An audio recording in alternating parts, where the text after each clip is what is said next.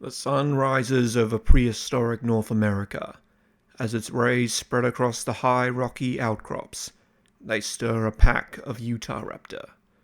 These 5-meter-long predators are the largest of the dromeosaur family, and can take on prey much larger than themselves. In fact, they made a kill yesterday afternoon, and the adults are still resting off their full stomachs. One of the youngest members is a male named Strider. He is the lowest ranking member of the group, as he is now too old to be considered a hatchling, and expected to take part in hunts. Unfortunately, he has yet to prove himself useful in such hunts, and will likely remain the runt for a long while. He tries to ignore the bright sun climbing higher into the sky when he hears one of his pack approaching, knowing it was most likely the alpha female Redclaw, so named because of her eagerness to be first in to attack prey, so much so that her sickle-like claw was almost always covered in blood.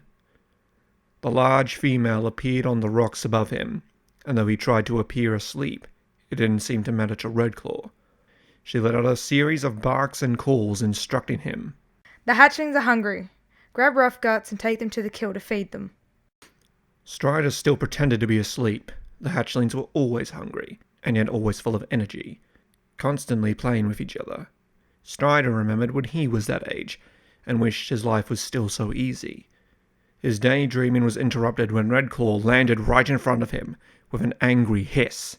Opening his eyes, he saw the female's huge sickle claw aimed only a few centimeters away from his eye. That wasn't a request, Redclaw growled lowly. Strider should have known not to test the alpha's patience, and it seemed she was about to add his blood onto her sharp claw. Listen to your leader, came the calming calls of the pack's alpha male, One Eye. Gather your brother and take the hatchlings. Go now, get it done, came the older, wiser raptor's calming calls. Strider shuffled away from Redclaw and got to his feet before turning and walking to where the juveniles hid, with Redclaw glaring at him as he went. They were almost opposites, the two alphas, but One Eye was the ice to Redclaw's fire, and together they led the pack well over the last few years, even after the male alpha lost his left eye to a rival, which he killed shortly after. Strider went to the tunnel the small Utahraptors were in and called them out. They came running and chirping, and were soon jumping into the air in excitement, following their older brother to an early meal. As he walked, there was also the chiding growls of his sister. You got in trouble again, didn't you? T. Swifttail, who walked along the rocks above him. Strider ignored her. Females were ranked higher than males in Utahraptor society, so though they were the same age, he was lesser than her. You should just leave, join a different pack, not that any would take you. Swifttail continued. Strider lunged at her, and she turned tail and ran, making a sound similar to a laugh. She wasn't necessarily wrong. Female Utahraptors stayed in their packs their whole lives, while males left once they reached maturity to avoid inbreeding. He could join a different pack, or he could even start his own. Perhaps Rough Guts would join him.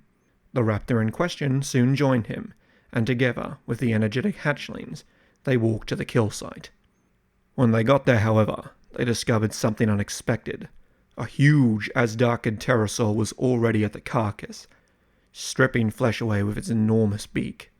The flyer was 4 meters tall, but unbeknownst to the two Utahraptors, barely weighed more than 100 kilograms. The two brothers didn't want to risk fighting such a strange creature, and so they moved to a safe distance and lay down.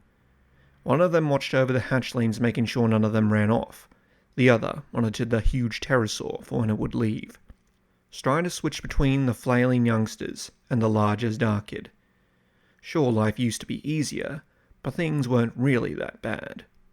He would not leave his pack. He would stay for a while longer, and as long as he stayed, he would protect the youngest of them as best he could. One day, he may even have hatchlings of his own to protect. Hello everyone and welcome back. Today we will be breaking down the largest of all true raptors, Utahraptor.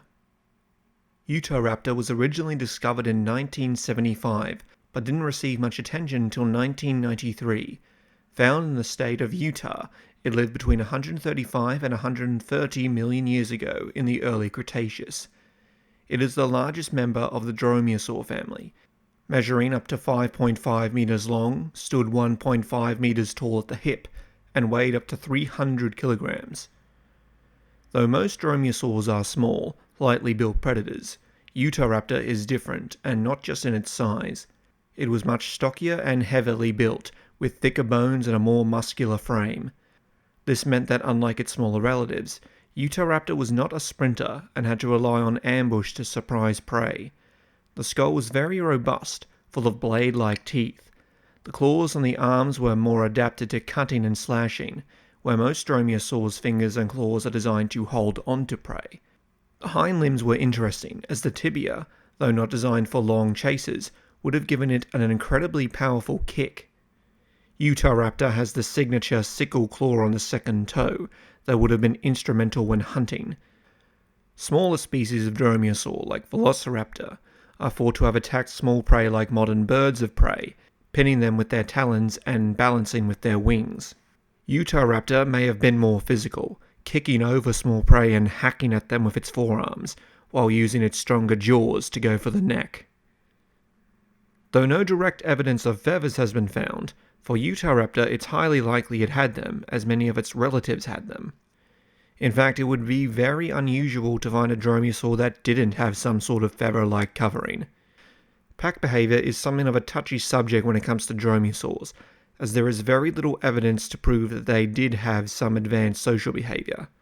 However, in 2001, a 9-ton block of sandstone was discovered that contained not just an iguanodontid dinosaur, but multiple Utahraptor skeletons, including an adult, juveniles, and an infant. What appears to have happened is the herbivore got stuck in a mire, and then a group of Utahraptors moved in to scavenge it, but also ended up getting stuck and dying. Now, of course, it could be that individual raptors came up to the corpse and got stuck one after the other, but hopefully more will be learned as research continues. As of 2020, the 9-ton slab was moved to the Utah Department of Natural Resources, Utah Core Research Center in Salt Lake City. Though it was originally thought that there were 7 individual Utahraptors in the block, the total number may be double that. So what's taking so long to dig through it, you ask? Well, money is the main reason, but also because they have to be extremely gentle with it, and basically try to break it down with tiny tools and brushes.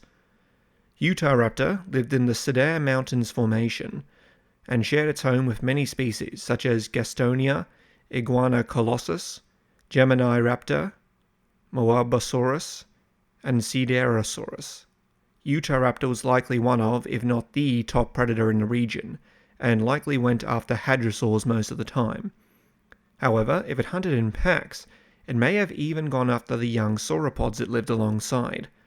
After all, some packs of lions have been known to take on elephants on rare occasions, and if Utahraptor did hunt in groups, a large enough pack of Utahraptor could potentially threaten a lone sauropod. Utahraptor is known from its appearances in the 1999 documentary Walking with Dinosaurs, in the 4th episode, and from the 1995 novel Red Raptor by Robert T. Baker. It is a relatively well-known dinosaur, often being compared to the Jurassic Park series Velociraptors in terms of size.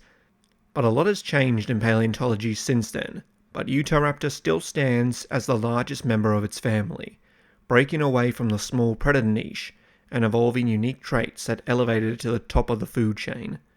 I see it as the brawler of dromeosaurs, dishing out lots of damage but also able to take a lot as well. But what do you think of Utahraptor? What lesser known dinosaur would you like me to do a breakdown on next? And until then, please like, subscribe, and thank you for watching.